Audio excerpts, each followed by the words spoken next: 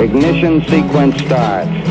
6, 5, 4, 3, 2, 1, 0.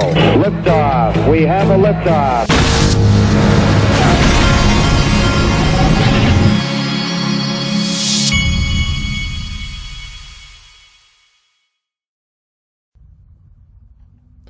Hey everybody, this is the Digital Asset Investor, and you need a little reminder that Linqto, who is one of my sponsors, is going to be doing a startup to IPO talk with Joe Indoso, the president of Linqto, today at 2 p.m. Eastern time.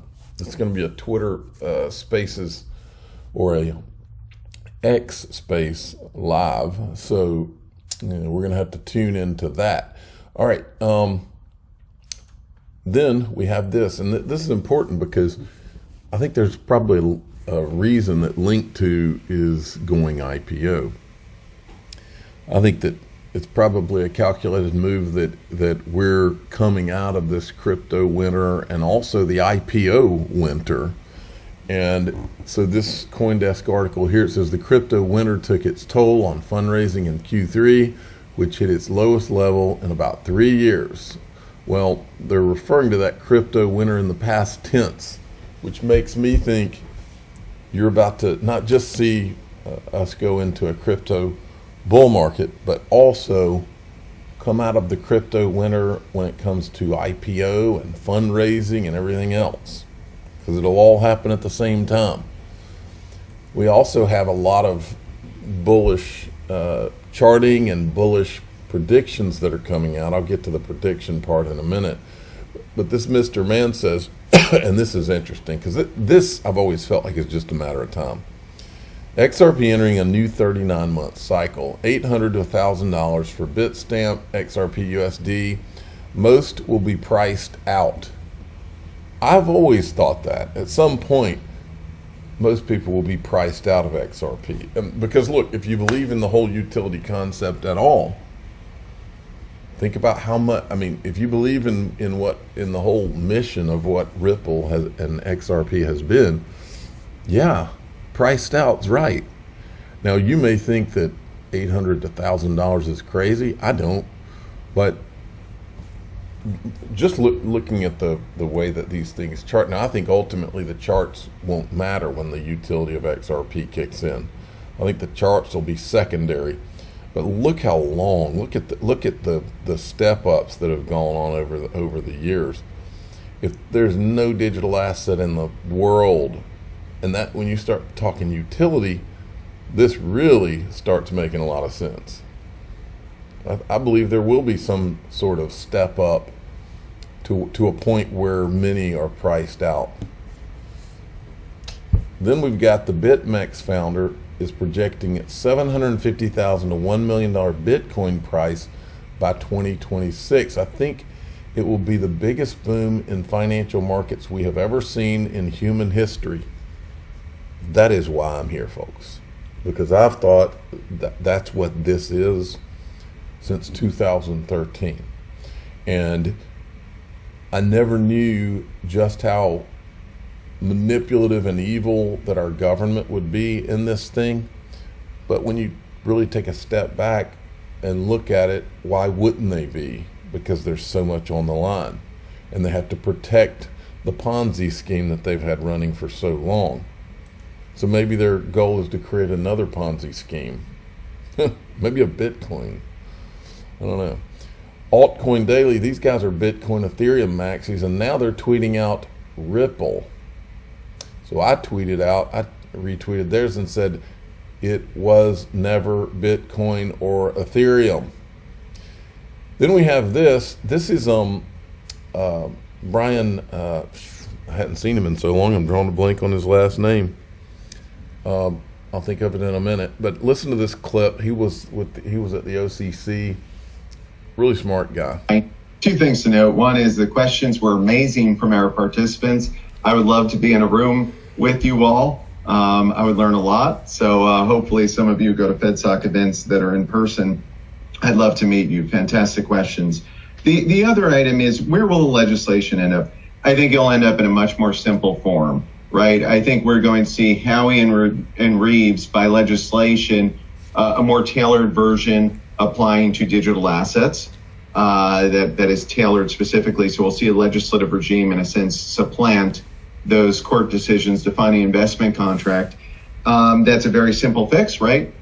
Just change the definition of security. So it's just one section of that needs to be changed of the 33 Act. Secondly, on the commodity side, I think we can also just see merely a change to the definition of commodity, and it solves for 90% of the issues that the FIT Act is trying to solve for. So I'm an Occam's razor sort of guy. I think because we have pretty simple solutions that are readily available, I think those solutions are the likely outcome and maybe the preferable one. Man, everybody, they're just confident and they're ready to do some legislation once Ripple is finally out from under the attack. It's almost like everybody wanted Ripple to be attacked, isn't it? And then this, I'm not going to play this, but I want to remind you all. This is that clip where Kevin O'Leary basically, well, I'll play it for you. Why not? This is Rand Nooner and Kevin O'Leary. If SPF knocked on your door again and said, look, I failed in my last venture. I have a new crypto venture. I need money. Would you back him?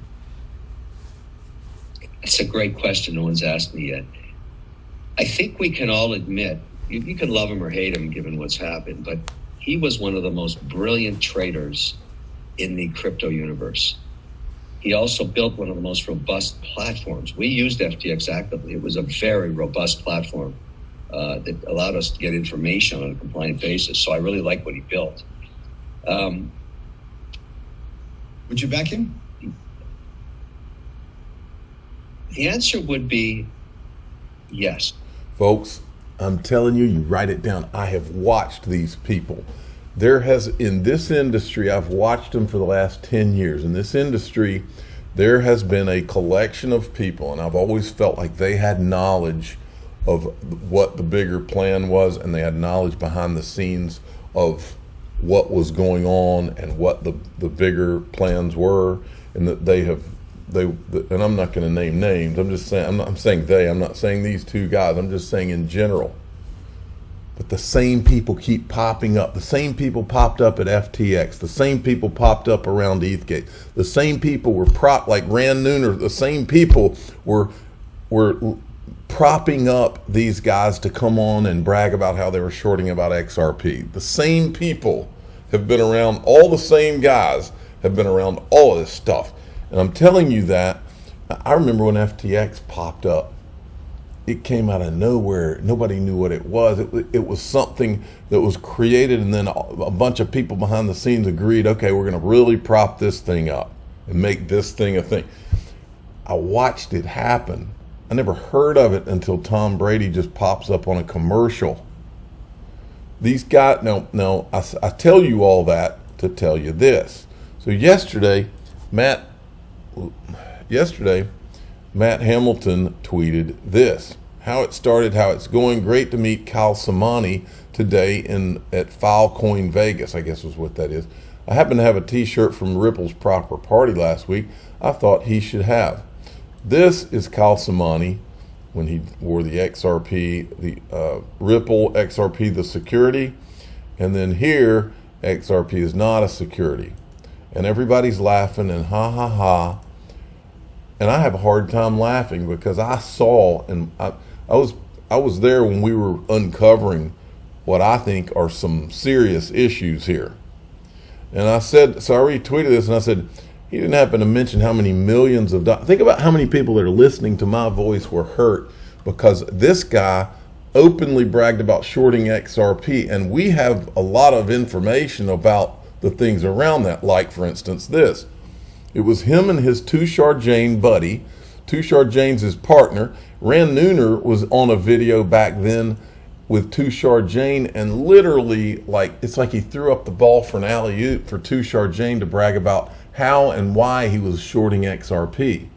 Rand Nooner's been no friend to Ripple or XRP, and by the way, he's the same guy that was on the Spaces where they cut John Deaton off when the subject of A16Z came up. same people, folks. So here we're all supposed to start laughing about Kyle Samani, and pat him on the back and, oh, okay, let's let bygones be bygones. That's hard for me to do, and here's why. And I asked, he didn't happen to mention how many millions of dollars he made shorting XRP before the lawsuit, or whether his limited partners, Union Square Ventures and A16Z, who were there in the room with the SEC helping to craft the Hinman speech, briefed him or his partner, Tushar Jain, on any of it. I think it would be even funnier if he wears this XRP is not a security shirt when he's being questioned during an investigation of Ethgate. That's what I think.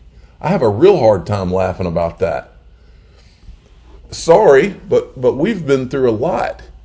And the people listening to my voice, a lot of people were hurt because these guys shorted this. In my opinion, a lot of them, I don't know which ones, but a lot of them had information that were not at the fingertips of the average person, and the average person out there that was holding XRP and got hurt by them shorting it. And this is a tweet from Jimmy Valley back in February 2023, and I think it's very important. A lot of people probably don't realize how important. He says, thought for the day. From whom did Multicoin and Galaxy? Remember, we had Mike Novogratz, Tushar Jain, and Kyle Samani. Both of those guys were Multicoin Capital, and Mike Novogratz was Galaxy Digital, his company.